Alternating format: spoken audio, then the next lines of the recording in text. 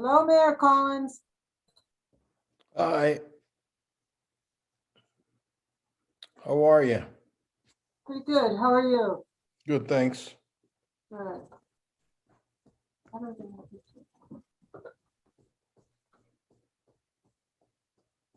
I'm trying to figure this out.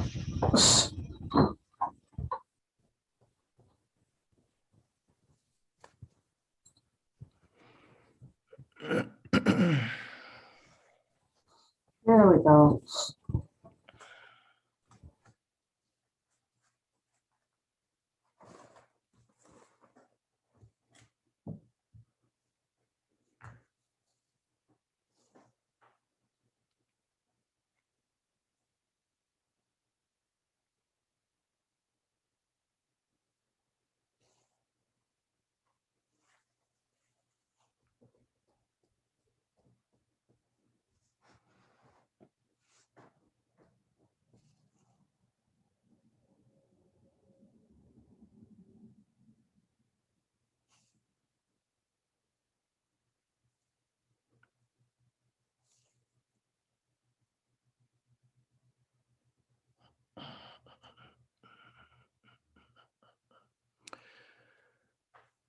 Good evening and welcome to the City of Helena City Commission meeting, March 22nd, 2021, 6 p.m. This meeting is called to order. Madam Clerk, would you take the roll, please? City Attorney Jordan. Here. City Manager Harlow Shaw. Here. Commissioner Holliday. Here. Commissioner Dean. Here. Commissioner Logan.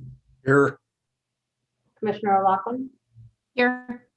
Mayor Collins. Here. Welcome and thank you for participating in the City of Helena City Commission meeting.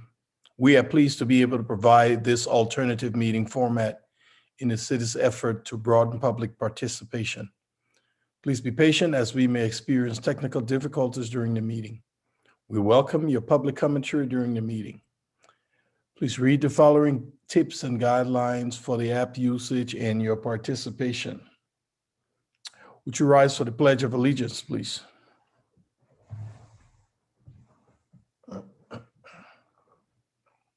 I pledge allegiance to the flag and to the republic for which it stands, one nation, indivisible, liberty, and justice.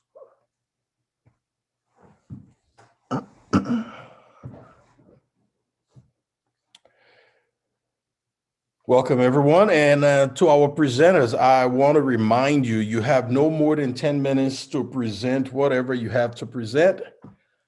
At the conclusion of 10 minutes, your line will be turned off. So please adhere to the guidelines. The minutes for 9/14, 9/28, 12/7, 12/21, 1/11, 2/8, 2/22 were received. Do we have any comments, questions?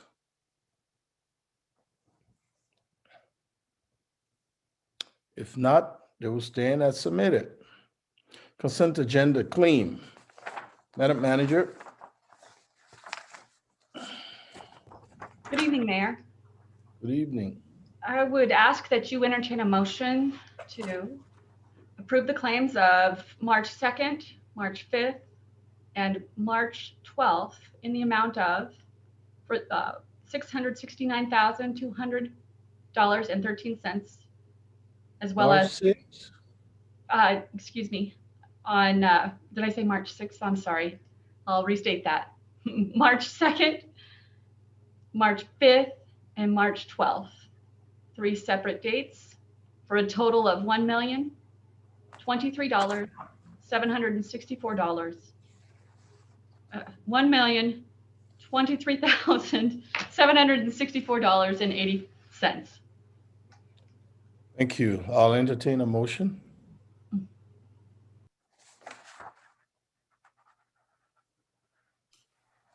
Mr. Mayor, I'll move item 8, claims. Second. It's been moved and seconded. Any discussion?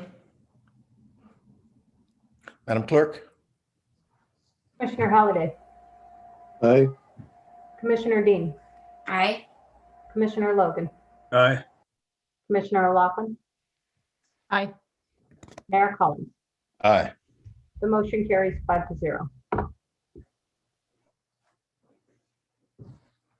you still on? I am, Mayor. Yes, I am, Mayor.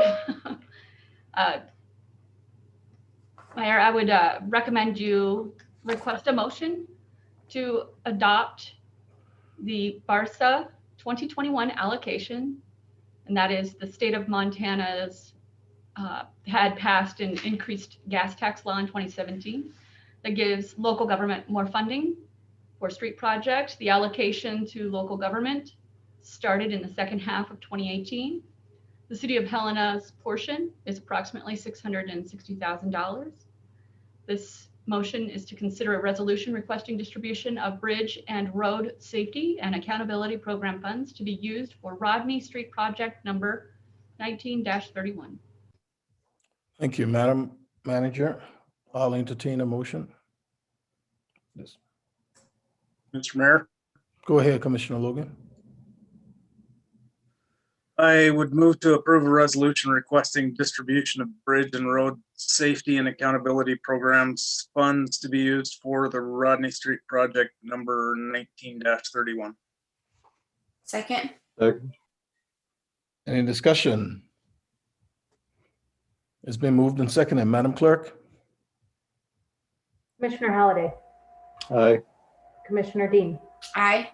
Commissioner Logan, Aye. Commissioner O'Loughlin, Aye. Mayor Collins. Aye. The motion carries 5-0. Thank you, Mayor.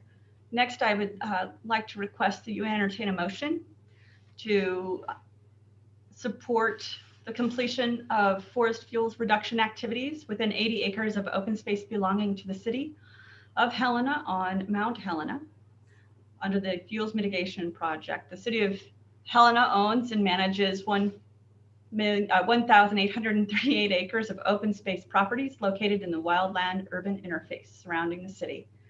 Approximately 1,500 acres of city's open space, open lands properties are contiguously covered with coniferous forests surrounded by grasslands.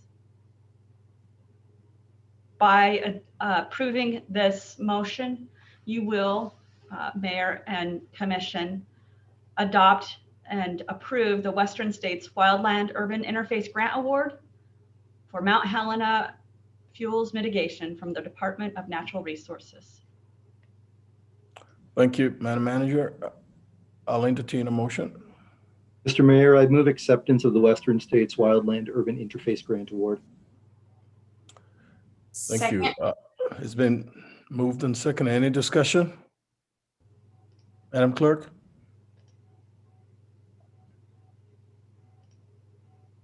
Excuse me, Mr. Mayor, I was having trouble with my mute button. Commissioner Halliday, Aye. Commissioner Dean, Aye. Commissioner Logan, Commissioner Logan, Aye. Commissioner O'Loughlin, Aye. Mayor Collins. Aye. The motion carries 5-0. Bid awards. Bid awards for Lindale Avenue, Park Avenue, Water Main Replacement Sewer Main Extension Project number 19-27. Director Leland? Thank you, Mayor and Commissioners. Give you this is a bid award for water main replacement on Lindale, and I will try and share my screen here real quick. Hold on.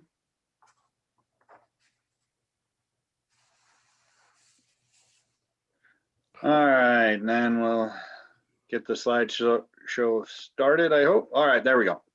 So we're going to replace and upsize the water main in Lindale that goes from basically the Benton Avenue intersection all the way to just short of Kessler Avenue that comes in Lindale. And then we're also going from Euclid Lindale all the way up into Carroll College to replace those mains They have been leaking and basically offline for the past 2 to 3 years because it is in MDT right away, and it's difficult to, as you know, to be able to shut down the traffic. And then also that there is concrete, not just asphalt, to replace it. So we have reinforced concrete that we have to put in. This is the second time that we actually bid the project. First time we bid it last fall, we received no bids because of the concrete work. They could not find any subcontractors to actually work. So we went out this fall to go see if we could get some other contractors, and we did receive 3 bids. So the water main is here. Then we had a shared service line, this yellow, to take care of some of the shared service lines for the sewer. So it's a sewer and water main replacement, but we did have 3 bids, and Hard Rock Road Building and Utilities was the lowest responsible bidder for $756,555.25. So if you have any questions, I'd be happy to answer them. Comments or questions from the commission? Mr. Mayor, just a couple questions. Go ahead, Commissioner Dean. Thank you, Mr. Mayor. It's for Mr. Leland. I know that obviously in here it talks about that it needs to get started in May, I'm assuming with school getting out. And I'm wondering too, what does, I guess, the traffic adjustments look like during this project? And then how long do we expect those to last? The traffic control plan is that there is one section of Main, if you can see my cursor, that goes all the way across all 4 lanes. That is actually being abandoned. It's doesn't represent here. And we're putting in a new line here. So we're only going to have to shut down the westbound lane closest to Carroll College. So we'll neck it down similar to what we did when we had the water main break here over by Hunthausen Way a few months ago. And so we're going to shut it down. So it'll be just 1 lane of traffic going through. There will be Jersey barriers going along there. And it will probably be close to 6 weeks that it'll have to be shut down. But we are in conversations and keep MDT involved, and they have approved the traffic control plan. Thank you. When we get out in, one I'll add is when we get out into the intersection, that won't last too long, and it'll probably be a night tie-in, but there will be considerable traffic delays and congestion, but we will look at a nighttime tie-in at the Benton Euclid intersection. Any other comments from the commission? One quick question, Mayor. Go ahead, Commissioner O'Loughlin. Thank you, Mayor. Director Leland, apologies if you already mentioned this, but was it then reflected in the budget in FY20, or where would have this project been in the budget process? Mayor, Commissioner, that it actually started in FY19, Okay. because that's when we started to actually design the project. And then we have some budget amendments because it was a little higher than the estimate because of how high the concrete prices are going to be able to go. So we shifted around some projects. So it'll be the FY19 budget carryover with some adjustment in the FY20. So there is nothing in the FY21 budget.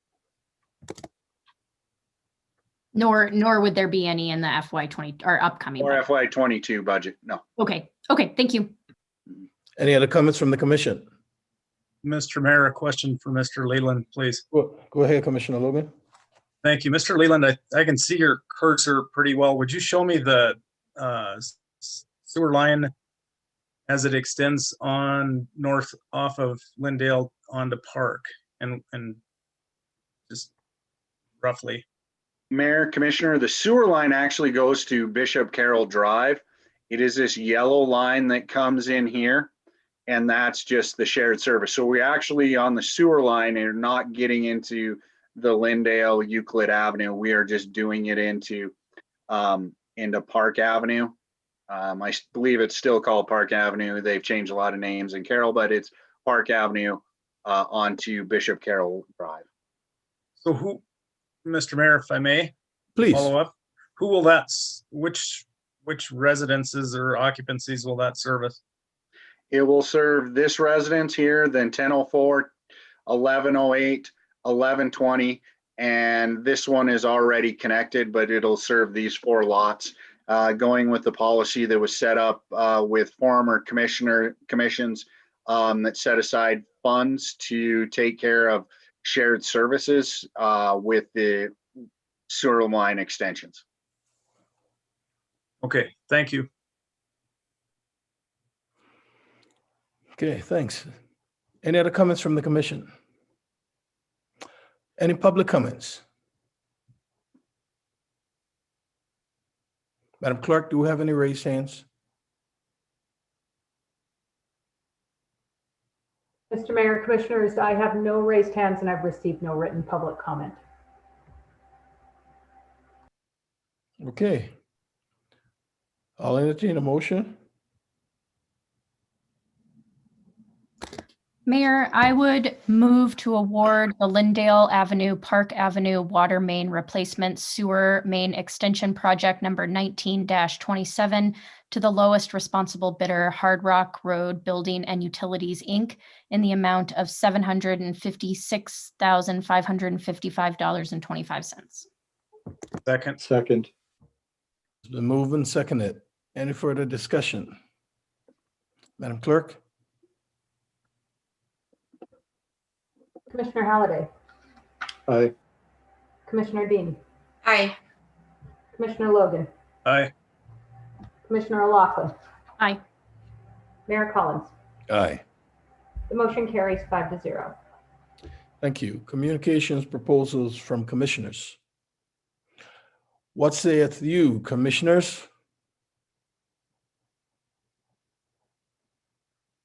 Oh, they're very quiet. Okay, we'll keep moving along.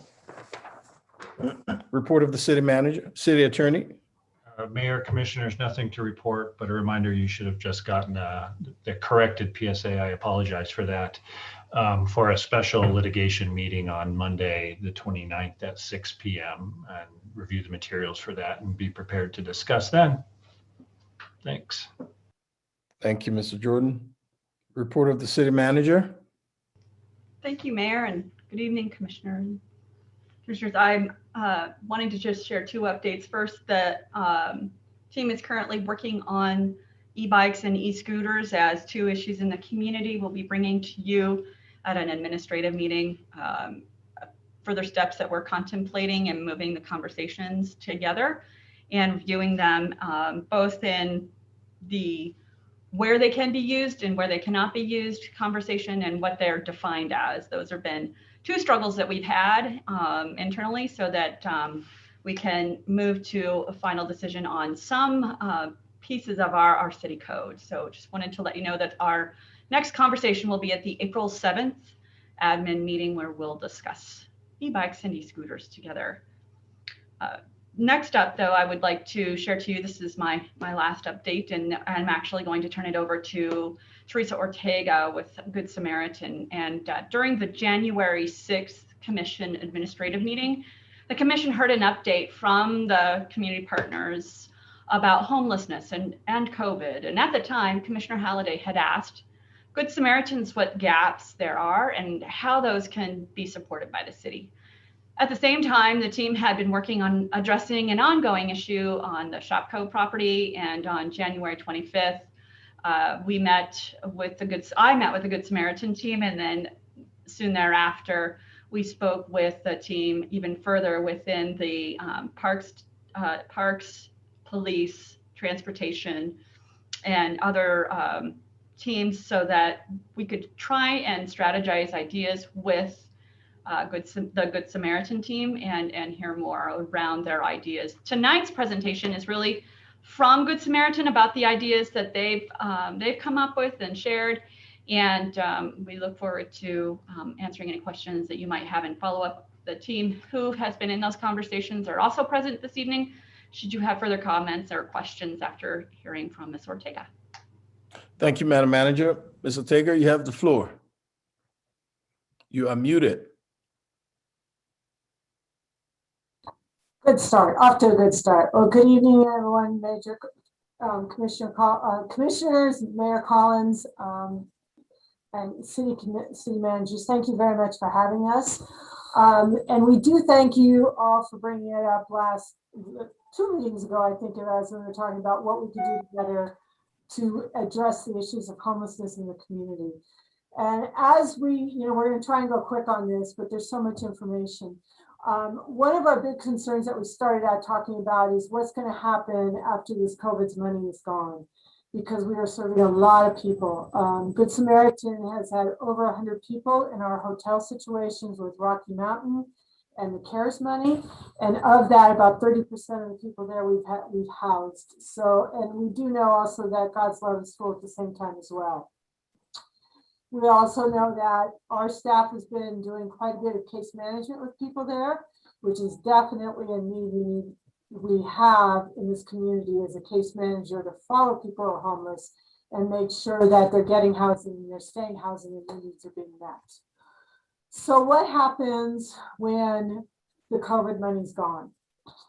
To us, that's very concerning. We did not come to the city commission to ask for money. We came to address our concerns and talk about our concerns that we're seeing now and plan forward.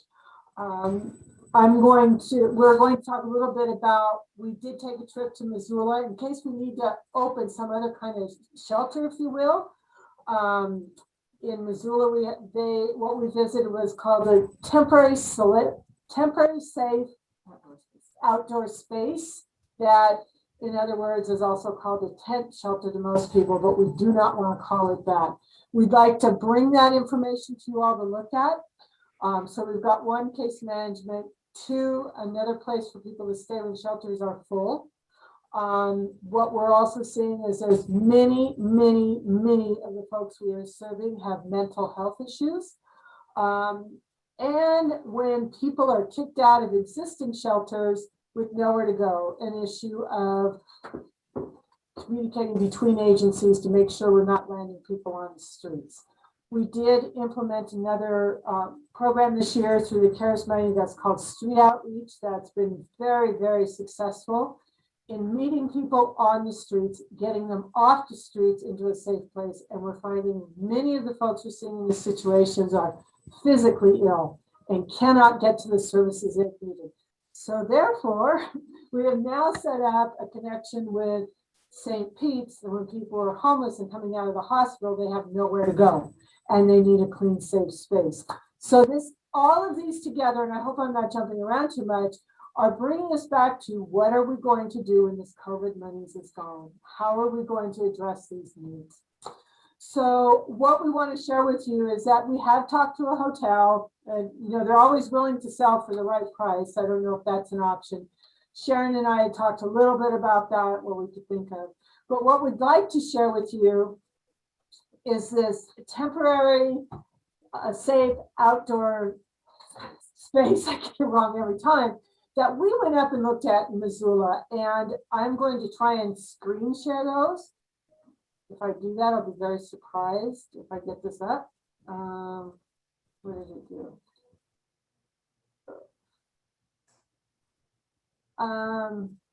Rachel, did those go through to you this afternoon? Yes, ma'am. I'm trying to get back there and I don't know what I did. Can you see the screen, the pictures up? Yes, ma'am. Oh, perfect. Okay, so I'm just going to start the beginning of this for you all. And it's a faith-based group out of Missoula that put this together with their church. They've coordinated with almost every facet of their community, the city, the county. They have security at night. They've got with the fire department. They've gotten with the police department to get this all set up and put together. What the first slide that you're looking at, that's the entryway. It's on private property. They made it very clear it's best to work with someone on private property as not to overlap with city and county concerns and such of requirements. So that's just what we were told on that.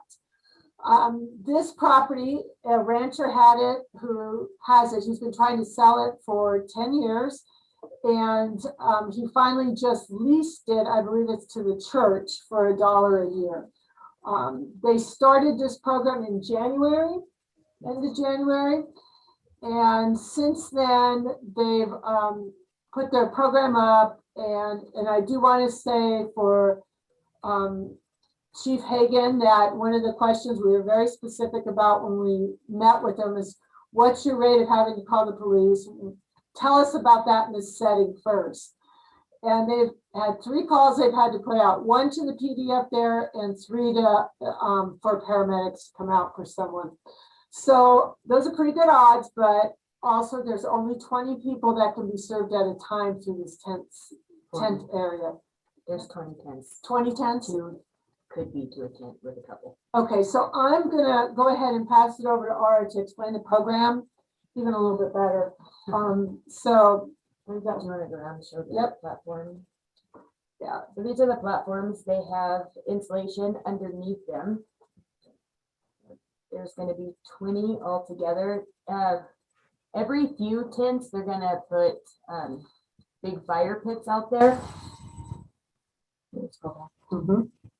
We cut the pictures short because there were so This is many. an overview of all of it. So these are the tent pads. And there's a set over here and the entryway, and there is a river down here. But then this is all open space around it. And they keep a pretty good contact on who comes in and out of this road. If they have do not trespass, and if someone starts coming down the road that doesn't belong, the staff that are there immediately get up to tell them it's a private program going on. The way they kind of described it was it's more of a fire, a fire tent area. It's clean, it's kept very nice. There's a couple of 4 outhouses. You want to scroll down, please? You see, that is the staff's tent. So that's where their command basically is all set up. They've got all their computers in there, anything they need to keep going throughout the day and in the evening with clientele and Yeah. documentation. They also have another one for the warm tent for all of the clients there. And that has a hand washing station in it, ways to cook the food, heater. Yeah, they have wood stove in there to stay warm with. And there's some food in there. The clients that come to us are responsible for having their own foods. And since they're walking distance to one of the grocery stores, they provide them, the church provides carts for people to walk and get their own food. Excuse me, I'm sorry, to get their own food and bring it back to their tent. But on a whole, the program does not supply or hold food for them. There may be snacks or something. All of these platforms are also done by church volunteers. So if you can see how it sits on here, it's just enough room. They're 1 to 2 person tents. They've also connected back here somewhere, back where the arrow is, they've connected with the Humane Society as well, who's come out and put cages out there for dogs. What we also know is that people are homeless, the dogs are very, very important to them. But they have pretty good regulations on those dogs and what's going on. And the Humane Society does come out and work with dog owners. And They teach the dog owners. They also will neuter and spay the dogs as well. So here's the outhouses I was talking about. And if you can see, it's not a place for people to camp and hang out for any extensive period of time. It's pretty much the way Aura is running the hotels right now, is that, yes, you're homeless, we're going to serve you, but you need to have a plan. And they, since January, I don't remember the quite number, I think it was about 5, they said they've gotten people housed from this facility as well. So they're working with the other homeless shelters in town and landlords, as we are doing at the hotels. And because they feel like their stuff is safe and they can leave it there, that's what lets them go to find the jobs that they need, to do the stuff that they need to do to better their lives. And so with the case management involved, it's a huge piece. Nobody else is allowed on the property, so they can actually leave their stuff, feel comfortable with it, and then come back home again. which is one of the main concerns and complaints we get a lot of times from the people that are homeless here, which is why we spend so much time getting new birth certificates and SSI cards, is because the theft is so high among our homeless population in these shelters. If you see where the arrow is right there, that's where the lockers are for people. And so, you know, they just have a small space. There's no need to be carrying a lot with them. And then there is also back here at the beginning of where the driveway is, a place to park their vehicles for those who have vehicles. And also recently, that's not in this picture, the church came and built wooden boxes. So that attaches to the platforms and that allows them to lock their stuff in there as well. Okay. So it really does, even with all of the people in these tents, it looks as clean as you're seeing it right now. Yeah. There was one lady with an extra blue tarp, but that, you know, she had a couple of cats and that was it. Otherwise, it is this spotless out there. So that's a requirement to be able to stay here. They've got a waiting list at this point, as you can imagine. This was only put up at this time for winter housing because of the weather, but also when we had that cold snap, the church put people up in hotels because these tents just did not quite keeping people warm at that time. So here we go. That's what we looked at. This is one option to look at. And I know this is going to be something very fearful for people. If we even did want to move forward and discuss this option more, I think that it would have to be sold to all the entities involved as a good place, but that it's going to be very well maintained. They do have 24-hour care and support, if you will, or services. Missoula uses a security company at night, which I was amazed at the cost of that. And they said the county picked it all up, and I still can't see that happening, but that's what they do there. Let's see. So the money also comes out of the ESG grant. Partly AMDD picks up part of it as well. CARES was a lot of it to get it going, the COVID CARES money. So that's one option. Then, you know, and again, like we're saying, we're trying to think ahead because every year we come up to this time when winter's beginning and say, what are we going to do with the homeless? What are we going to do as it gets through cold? And then our current existing shelters get too full. So that's what we were looking at. That's what we started talking about. Anything else I can add? Any questions? Thank you, Ms. Ortega. Comments or questions from the commission? Yeah, Mayor, I guess I have one. Go ahead, Commissioner O'Loughlin. So my understanding is that there's going to be a bucket of money provided in the American Rescue Plan Act related to homelessness, and there's a little bit of flexibility. I think it's going to sort of largely track home, but with less of the restrictions under existing home funds. I'm just wondering, Teresa, your thoughts on how quickly the city could turn around a proposal for whatever, right? I don't know if this is fully baked, but I wonder, could we put together a small group, or maybe that's already happening, that can concretely get together a proposal for the city to submit, you know, so that we could access some of these additional dollars that are coming to the state? Right. So I think first thing to do, Commissioner O'Loughlin, is, and Sharon, you might jump in on this, is to make sure that everyone is well aware of what we're looking towards and not overlapping, because I know we're looking at a women's homeless shelter as well. And that's a piece of it there. They're different populations, really, from what we're seeing.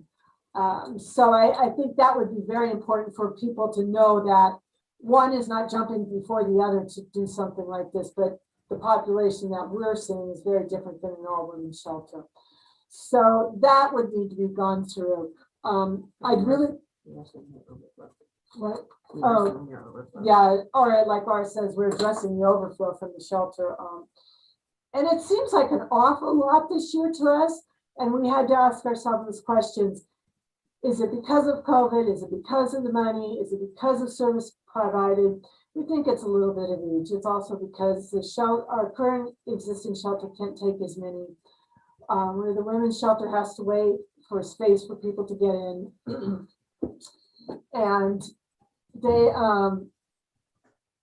and because I think the services that the staff at Good Samaritan are providing, we're getting people housed, we're getting people medical care, we're getting people into nursing homes, and it just, all this fell into place. I mean, there are people on the streets that are so ill, they need to be in nursing homes, but you're on the streets and you can't take a chance to focus to get this done. So I think that needs to be real clear. What will we be addressing? The overflow, like ours says, it's addressing the medical needs of the homelessness in this community, which is much bigger than I thought. And then to get them housed in one way or another. But also through this project we put together, it's been helping people self-solve their situations. And again, when you're on the streets and your only option at that moment in time is survival, you're not thinking about how am I going to solve this problem, but coming in and talking to staff that are able to. So, you know, my first question would be, when is that grant due? We definitely like to look at that.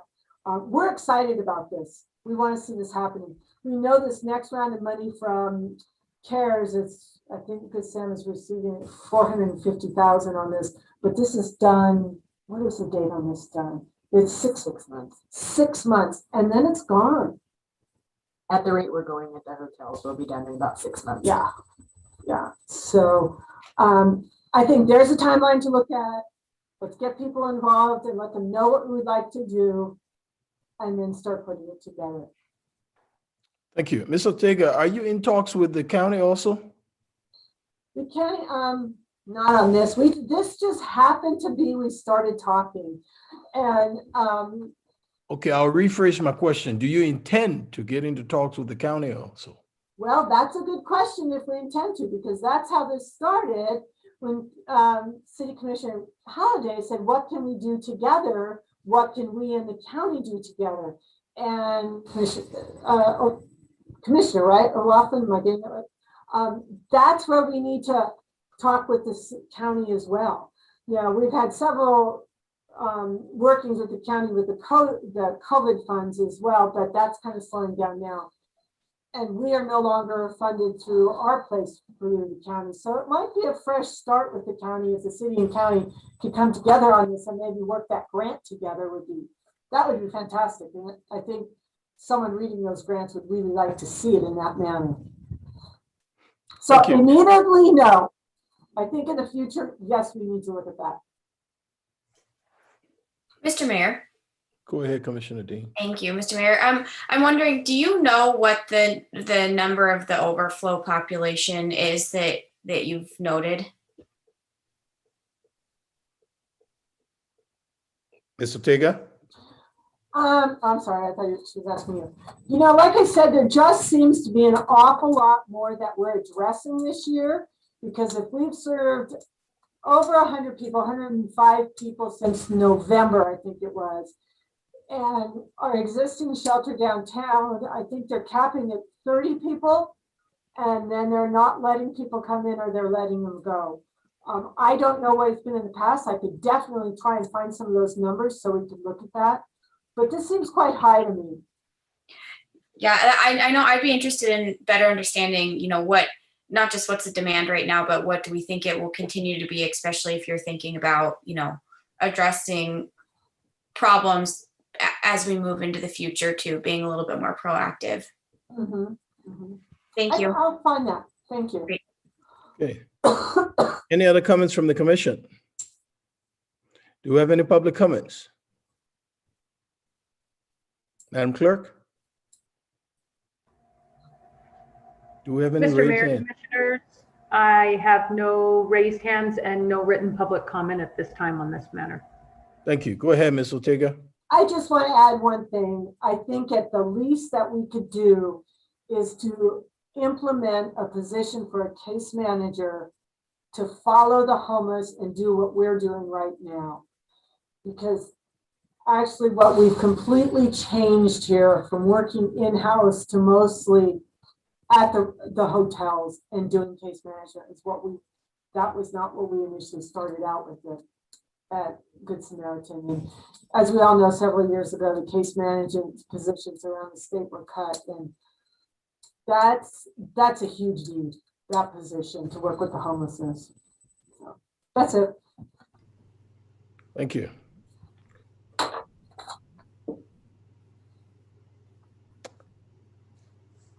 Mayor, if I may, just Go to ahead, Madam Manager. Thank you. Just to close out the city manager report, just wanted to just underscore a couple of key points here and the work of our team with Ms. Ortega and Good Samaritans. We're so very thankful for their help and their hard work with our police officers, as well as our team overall, in addressing gaps that we're running into. Oftentimes we're actually we have homeless that are sleeping inside the police department at times because on the floor because they cannot get space somewhere. So the idea of having some sort of a solution that addresses this gap is important to all of us. Just want to underscore the 2 points. The first is this alternative idea of middle housing, in a lack of a better term, and then the second is this more of a support for someone who has become homeless, so that when they come out of a treatment center, they have the support that moves them into permanent housing, so they have that continued and ongoing conversation. And so our next meeting of the city county joint work session is on April 6th. And if you're interested, I can ask the county to add to our agenda a presentation from Good Samaritan on this.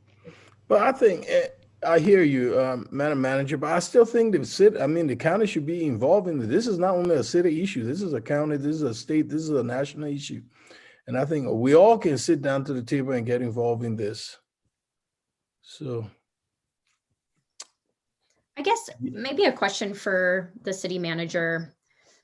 How do we I just am a little concerned or maybe nervous about the potential of missed opportunities with some of the federal money that I think could potentially be moving quickly. And I think, Teresa's right, like this, there are a number of needs, and I think a number of different working groups that are looking at housing from a variety of angles. But what is the best next step as far as identifying which potential project is ready, competitive, and that we've got the right partners ready to just launch? Is that a separate working group in your mind? I've had some conversations with stakeholders in the community. What is the best next step or direction that we could potentially give you at this moment, so that we're ready come the end of April to submit something potentially? So, oh, sorry, I'm sorry, that question is for the city manager. Okay, sorry. Good. I have an idea, but you're better at this. go ahead, Ms. Manager. Thank you, Mayor, Commissioner O'Loughlin. The ESG and the home dollars that are being infused through the federal dollars are projects that we would have to apply for, and the competition for those, as you will know, is pretty high. But that also does not mean that the county shouldn't and couldn't be a part of the conversation in application as well. So I point out the April 6th meeting only because it is the first opportunity, and it is also our budget planning session with the county. So it does hit at two prongs of conversations. I don't know when the distribution of the federal dollars, to more directly address your question, there's two parts, I think, that I'm hearing. So I just want to make sure that the first is housing overall and affordable housing. And then the second is homelessness. And that's really this conversation around homelessness. So the two are both conversations that definitely need to take place and should take place with the commission. Now, this commission and the county commission. What is the solution that the solution that Ms. Ortega is bringing forward is really one that requires somewhere for it to go, someone to monitor and someone to manage. And so those are three parts that have not been discussed in further detail. So having a further conversation around partners, certainly the commission can create a separate task force itself if it's interested in focusing on specifically on this one issue as soon as dollars flow to us. I have not received information as to when we'll actually see those federal dollars come to us. So even if we were to wait until the April 6th meeting with the county commission to talk about their plans with their dollars, I can continue to work with the team. I also did share that on April 14th, we plan to bring to the administrative meeting a process for the federal funding spending based on some of the higher priorities that you all have brought toward the 2021 budget and noting those one-time expenses. Again, using federal dollars implies one-time expense because their ongoing management conversation here around this navigator or support person from homelessness to permanent housing, that's an ongoing annual budget conversation that might actually be beneficial to us to have at the county, with the county on the 6th. So just to give you some timing. So, Ms. Ortega, would you be willing to present at the city county work session meeting? Sure, we'd be happy to come, excuse me, and review what we've gone over. I guess I just want to say, just so we have everybody on the right page on this and it doesn't appear we're pulling in any other direction.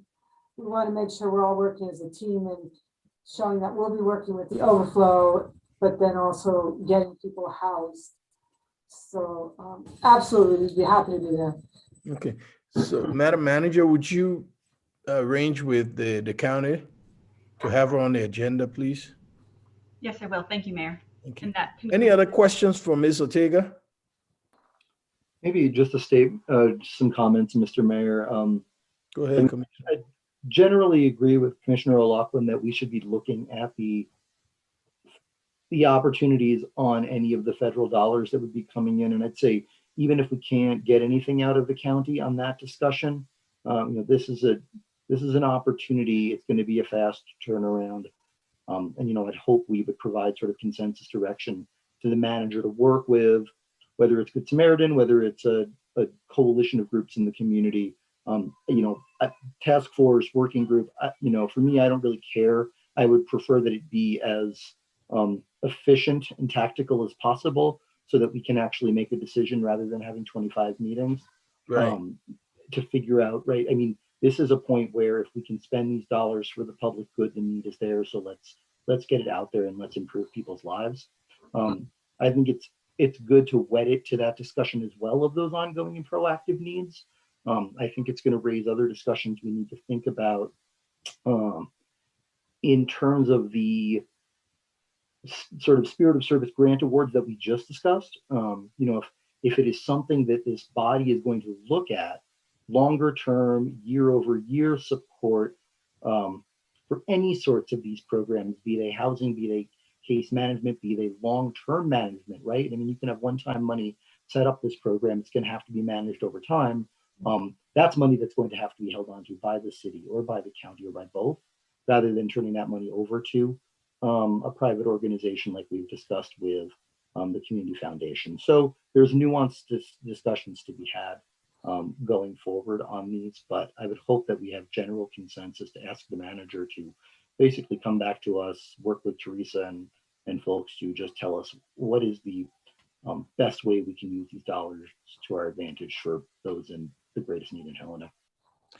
Thank you, Commissioner Halliday and O'Loughlin. Yeah, and I'm in full support of that. I don't know about the others, so I'll just get quick feedback from you. Whether the manager can work alongside with Ms. Ortega to get the ball rolling. So when we do get those funds, we can start the process ASAP. Do you have any thoughts on that, commissioners? I think you're, go ahead. Yes. Thank you. I'm sorry, we didn't hear anything, guys. Mr. Mayor, I'm in support of this effort. Thank you. Mr. Mayor, I am too. I was just going to say, I think that the conversation and that going back to my question of making sure that we understand what the ongoing support looks like, and that we're continuously being proactive and not, you know, launching a project that won't go anywhere after a year, because this is obviously continuing to be a need in the community that, you know, maybe it is just COVID, but from the presentation, it sounds like, you know, it will continue to be a lot of things. So I think that we need to not just look at, you know, 1 year out, but what does this look like long term? Thank you. Madam Manager, did you understand it? Did you get it? Yes, I think I did, Mayor. I will also just, yes, I will come back and tell you the best ways that we can use these one-time dollars in working on the response to the ideas brought forward by Ms. Ortega. And then also we'll add to the next city and county joint meeting this conversation. Thank you. Thank you. Mayor, can I just clarify? I mean, we have a separate bucket of money that's coming directly to the city. That's actually not the funds I'm talking about, right? Like, I'm actually talking about having a group that's ready to submit a proposal to the state for the housing specific money. So just so that we're clear about that. And I think that's going to take a little bit of work from the city to identify the right stakeholders, put together that group, and start to really begin to think that through over the next month and a half, so that we're ready with a competitive proposal, whatever that might be, right? So just to And then that's clarify what we that. got. At least that's what I gather from the discussion. Any other comments or questions? Ms. Ortega and team, we thank you. Thank you. Madam Manager, are you done with your presentation? Yes, I am, Mayor. Thank you. Okay, communications from Helena Citizens Council. Representative Andrew.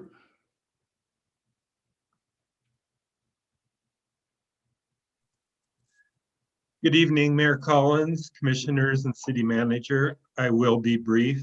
I'll sum up our last meeting, some of which has been brought to you in the last administrative meeting, the capital transit bus signage recommendation. Thank you for entertaining that, and we look forward to hearing from Transportation Systems Director Konopke later this spring on his research. The second one took the better part or almost all of our meeting, and that coincides with the city manager's e-bike policy agenda.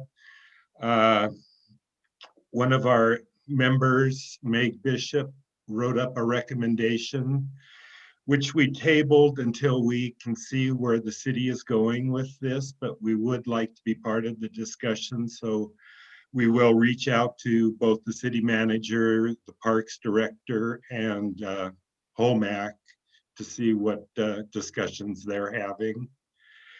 And for this coming Wednesday's meeting, we will be seeing City Planner McConnell and Alvarez bringing together a presentation on growth policy in the neighborhood and kind of get an update on what's transpiring there. So that looks pretty interesting. And lastly, our budget committee is keeping HCC updated and is also reaching out to HCC members for suggestions, ideas on the different departments, and asking us to come back with comments and feedback for the upcoming budget work sessions. So that's my summation for this city commission meeting. So thank you very much for hearing me. Okay, thank you, Mr. Andrew. Any questions for Mr. Andrew? Any public comments? Thanks, Mr. Andrew. And I'm sure Mr. Konopke is diligently at work on the proposal from HCC. Regular items. a resolution of intention to vacate a portion of the alley right-of-way south of 1775 University between University Street and LeGrand Canyon Boulevard. Director Leland? Thank you, Mayor Commission. I'll share my screen here. And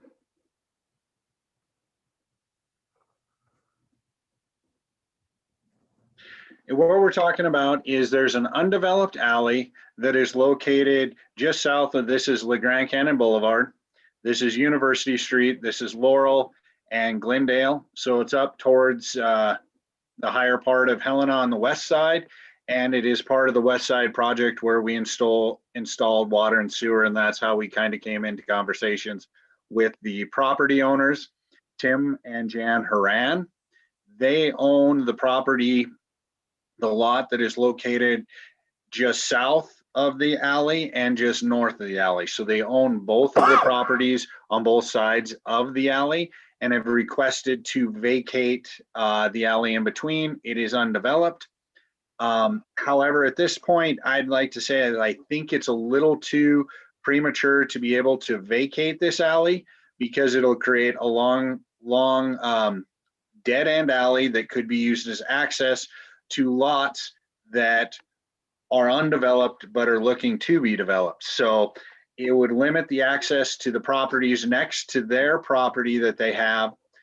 They do have access on Itasca Street, which is undeveloped and is also a dead end road, which makes it very difficult for fire truck emergency service access, turnaround, solid waste collection, because they cannot physically access LeGrand Canyon. It is at least a 12-foot grade difference between the end of Laurel Street and LeGrand Canyon. So physically we cannot access LeGrand. So there is limited opportunities for access to these properties.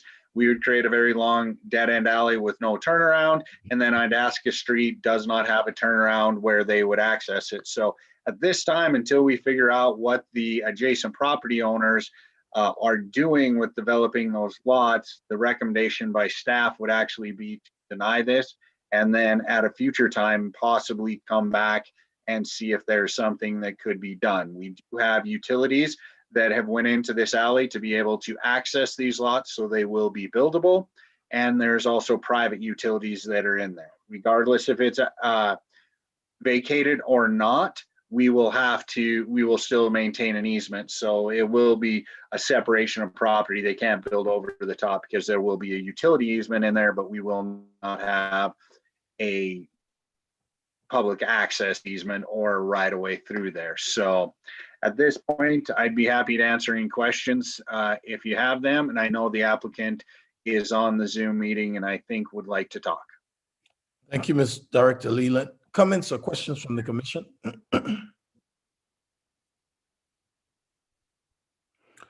Public comments?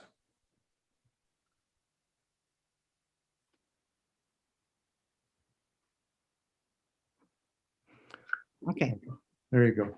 Okay, did you want to comment, Jan? So this is Jan Haran. Can you hear me? Yes, ma'am. Okay.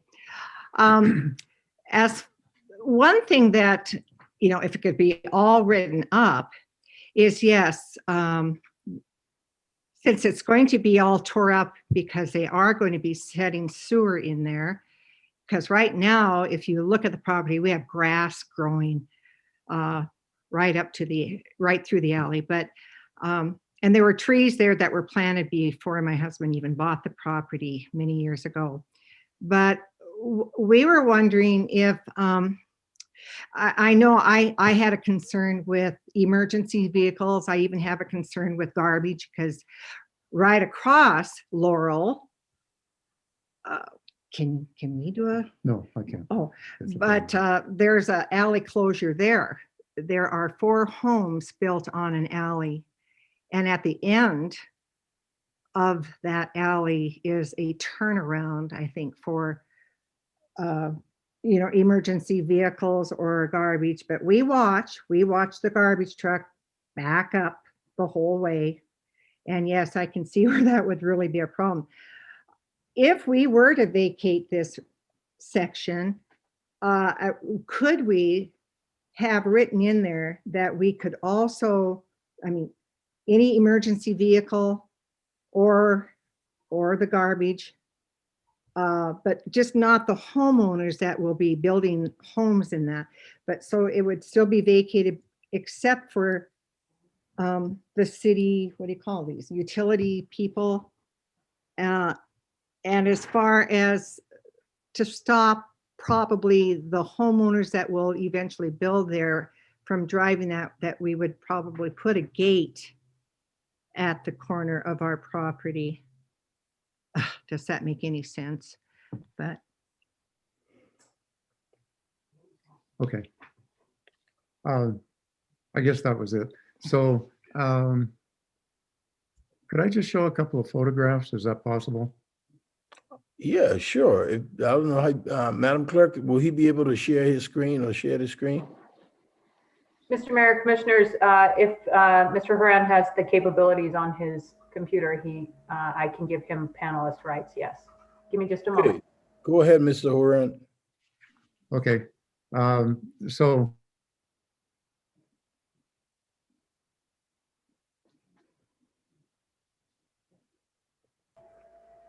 So once Mr. Haran, you're back in the meeting as a panelist, you'll need to unmute yourself. And then you should have access to your screen sharing.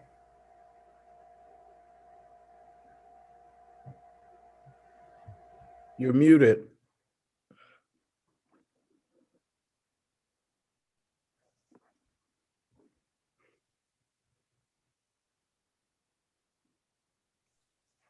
okay. All right, can you hear me? Yes, sir. Okay, and can you see me? I mean, can you see the photo? No. are the photos up? The photos are not up. Okay. All right, well, I guess we'll forget about that. But anyway, I guess Ryan did answer one of my questions, which was the business of Itasca Street. I thought maybe the property owners could come in and out through there as well as utilities. But apart from that, I really don't have anything else to say. Okay, thank you, sir. Okay. Comments or questions from the commission? Oh, we went through that already, right? Public comments? Any other public comments? Okay. At this time, I'll entertain a motion.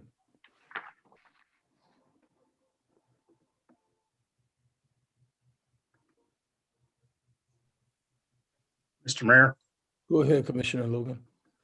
I would move to deny a resolution of intention to vacate a portion of alley right-of-way located between lots 1 and 2 and lots 15 and 16 in block 189 of the Bradford Addition south of 1775 University, between University Street and LeGrand Cannon Boulevard.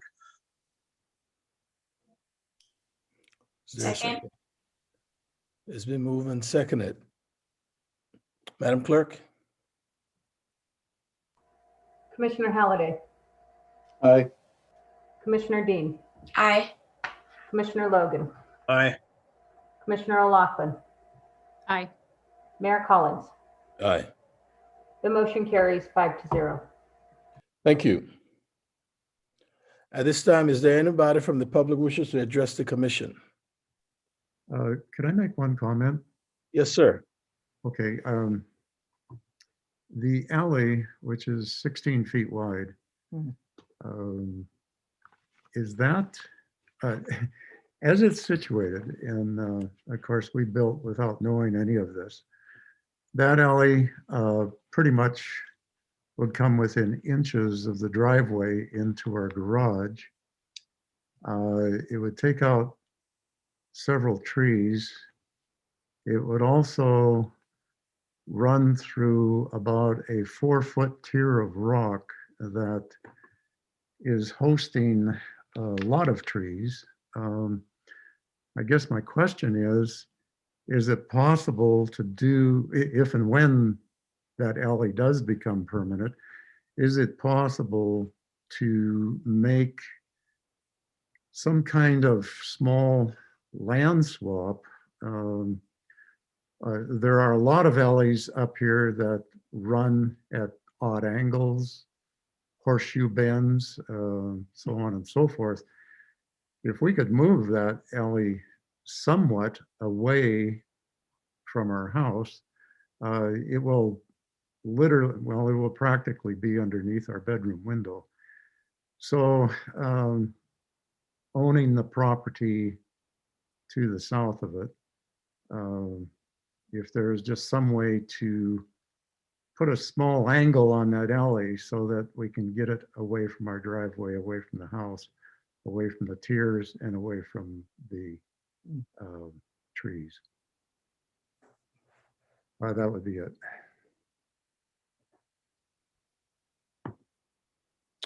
Thank you, Mr. Huron. Okay. Mr. Leland, you got any response for that? Mayor, Commissioners, yes, I'd be happy to working with the property owners to see if there is any land swap and options to be able to go forward. We're always willing to work. And as I said before, I just think it was premature because of denying access to some of the lots that were going to be developed. So we are happy to work with them, and I will have staff and team get a hold of them to work with them to see what options are available to them. Thank you, Director Leonard. Do we have any other public comments? Anybody from the public wishes to address the commission? Madam Clerk, do we have any raised hands? Mr. Mayor, Commissioners, I have no other raised hands, and I've received no written public comment at this time. Any final comments from the commission? All right, at this time, the meeting is formally adjourned.